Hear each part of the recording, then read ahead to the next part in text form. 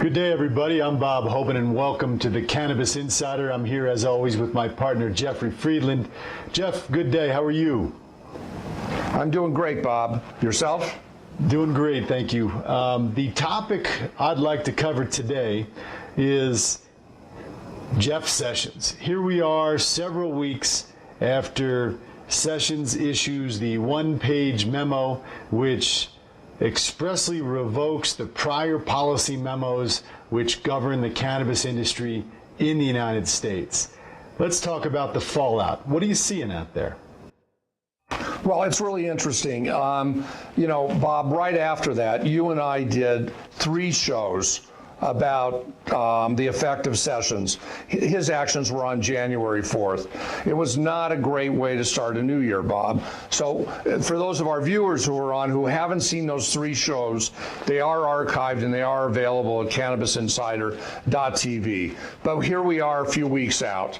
And I think I was right in New York right after January 4th, meeting with institutional investors, wealthy family office groups, and everybody sort of took a step back and said, wait a second, let's figure out what we're doing, because we no longer have a safe harbor from the Cole Memorandum and other government executive actions, the Obama administration, where people that we invested in could say, well, we're in compliance with the executive actions, including the Cole Memorandum. So everybody took a deep breath and basically stopped. A lot of deals got canceled. A lot of financings got canceled. But now, Bob, we're a few weeks out. And this week I was up in Portland, Oregon, speaking at a conference, and I was in Miami at a conference, and also I'm speaking to a group of family office investors in Palm Beach this week, all in this week. And they're sort of, the attitude now is a bit more relaxed, Bob, and maybe you've seen it as well, a bit more relaxed than that initial reaction that was very negative after January 4th. Have you seen that as well? I have. We've seen both some negative impacts and some positive impacts. And maybe that's sort of a good framework to talk about this. What are you seeing that's negative, and what are you seeing that's positive? Well, it's interesting. I know your law firm, Hoban Law Group, in their weekly newsletter have opportunities for dispensaries or infused product processors available for sale or that are for sale, as well as growers. And I think that what I have seen, I got a call right after January 4th from a colleague in Washington, D.C. who's pretty connected in the industry. She says, I've got a master license, et cetera, available in Massachusetts. It's got to close in 2 weeks by January 16th. And it was like, good luck. And it was some investor who said, basically, I'm not willing to take the risk of now being able to be charged federally, criminally for enabling narcotic trafficking because of Sessions' action. So I've seen that. I've seen, even in California, which is sort of the hot place to invest for people that are in industries that touch the plant, that want to be in that, a lot of pullback. A lot of investor pullback, and I think that will continue. So that's on the negative side. And I think the other thing too, and we discussed this, I think, in part 3 of our 3-part series. Again, they're available online, Bob, and that there are safe harbors for investors. And maybe we can talk about that in a few minutes. So on the negatives, definitely a pullback, but definitely some people still feeling comfortable that this industry is here to stay, although there are a lot of bumps in the road. So, that's sort of the negative side. No, well said. So I was in Washington, D.C. within the last few days, and we were talking with a number of folks who are both connected to the Department of Justice and sort of view our industry a little bit more objectively, perhaps, because they're not as steep in it as you and I are. And what we were told was that this was Jeff Sessions effectively sending a message to institutional investors, not so fast. in an effort to kind of slow this exponential growth. So that was at least what we're being told was the message here. And it sounds like that's had that impact. But I would also suggest if there are deals falling apart because of the rescission of the Cole memo, while that provided guidance, as I know as a lawyer and as you know, understanding the legal world extremely well, it was no more than policy guidance. This could have been rescinded. It had no effect of law whatsoever. So the mere fact that this policy guidance memo existed, if that was the deciding factor as to whether or not an investor was going to invest, it probably wasn't the right type of investor for this industry to begin with. So that's the sort of practical reality of the situation. But when I look at the negatives and the positives, I think the upshot, the positive, what we're seeing with our clients all around the country, our investor clients, is it's those folks that have, whether it's a family office or a private equity fund or individuals that have wealth that they're willing to put on the line. Frankly, investors that are used to investing in risky or at least controversial industries.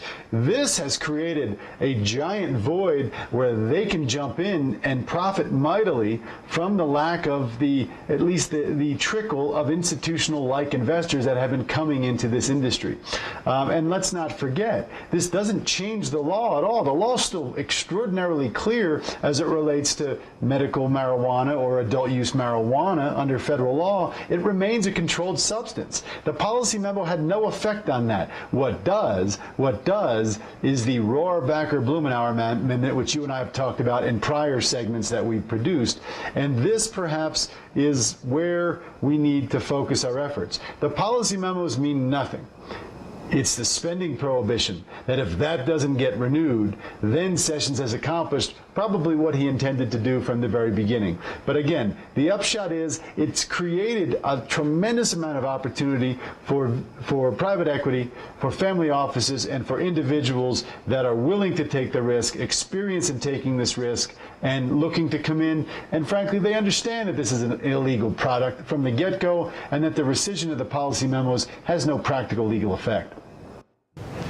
Well, there's a couple things. Yes, the legal status has not changed, did not change as a result of the executive actions of the Obama administration. So no question about it. It's still a Schedule I substance under the Controlled Substances Act. Secondly, these temporary actions and continuing funding resolutions. Enough with that already. Yes. Where we say that they can't use government resources in a temporary funding thing. We need a permanent fix in this industry, Bob. And California's gone legal. You and I use the word California is the 800-pound gorilla in the U.S. industry. And once California, we talked about this months ago on one of our shows.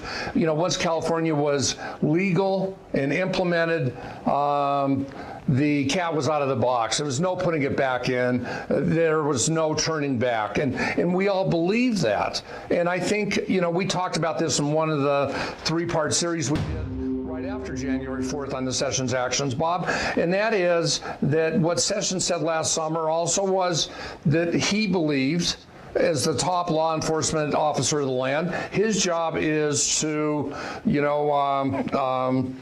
basically enforce the laws. And if you don't like the laws, ask Congress to change them. And he also stated that the purpose, his conclusion is that the purpose of executive actions is not to make policy or legislate, but to clarify policy. So his actions on January 4th are consistent with that.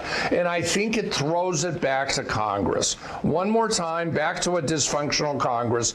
And, I said to somebody in Palm Beach this week, I said, 6 months ago, if somebody wanted to go into a state licensed growing opportunity, whether on the medical side or adult use, and they said to me, when do you think it'll be legal federally and we can sell out to big tobacco or whatever, or big alcohol? And I used to say, well, I don't know if it's 1 year, 5 years, 10 years, or never. ever.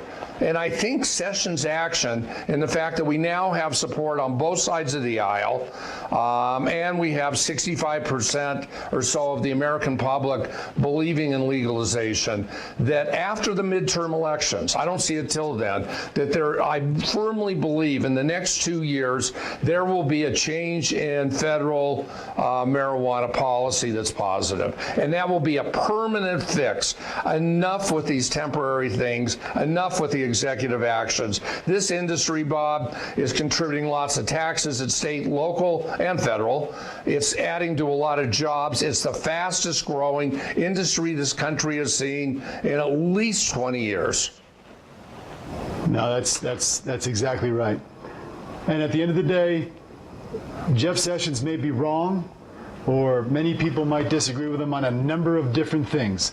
But there's one point that you and I both agree with Jeff Sessions on, and you just said it. It's that Congress needs to act. It needs to do its job here, whether that's national legalization or simply legalization, that some sort of statutory measure that adopts the Cole Memo as federal law. And we'll talk about that in more detail in a future segment. But at the end of the day, you can't put the toothpaste back in the tube. Jeff, thank you as always. This has been another episode of the Cannabis Insider. Please check out related segments and a variety of other content at cannabisinsider.tv.